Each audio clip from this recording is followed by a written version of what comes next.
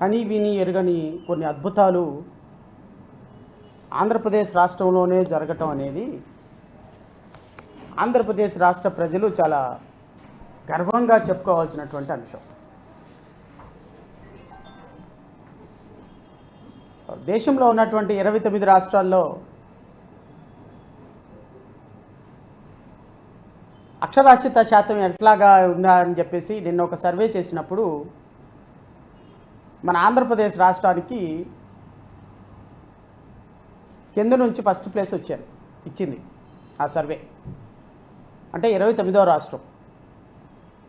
నేను బీహార్ కంటే వెనకబడిపోయి ఉన్నటువంటి రాష్ట్రంగా ఆంధ్రప్రదేశ్ రాష్ట్రానికి ఒక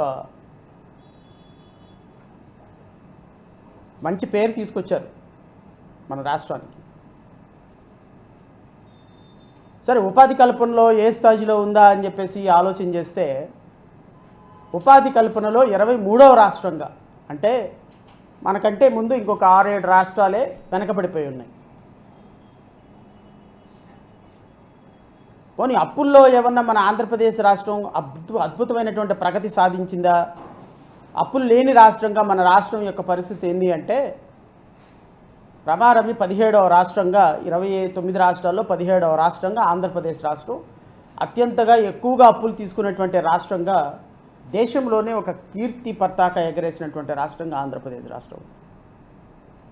నాకు తెలిసి భారతదేశంలో 972 సుదీర్ఘమైనటువంటి కోస్టల్ కారిడార్ ప్రాంతం అయినటువంటి ఆంధ్రప్రదేశ్ రాష్ట్రం అత్యంత సస్యశ్యామలమైనటువంటి రాష్ట్రం. బహుశా గుజరాత్ తర్వాత ఆ స్థాయిలో ఆంధ్రప్రదేశ్ రాష్ట్రానికి కోస్టల్ కారిడార్ ఉన్నటువంటి రాష్ట్రంగా ఆంధ్రప్రదేశ్ రాష్ట్రం మిగిలిపోయింది.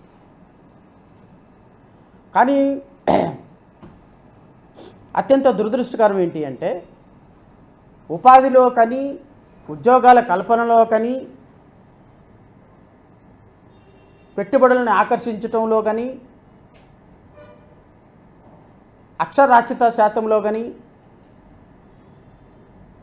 వీటన్నిటిలో ఆంధ్రప్రదేశ్ రాష్ట్రం అట్టడుగునుంటే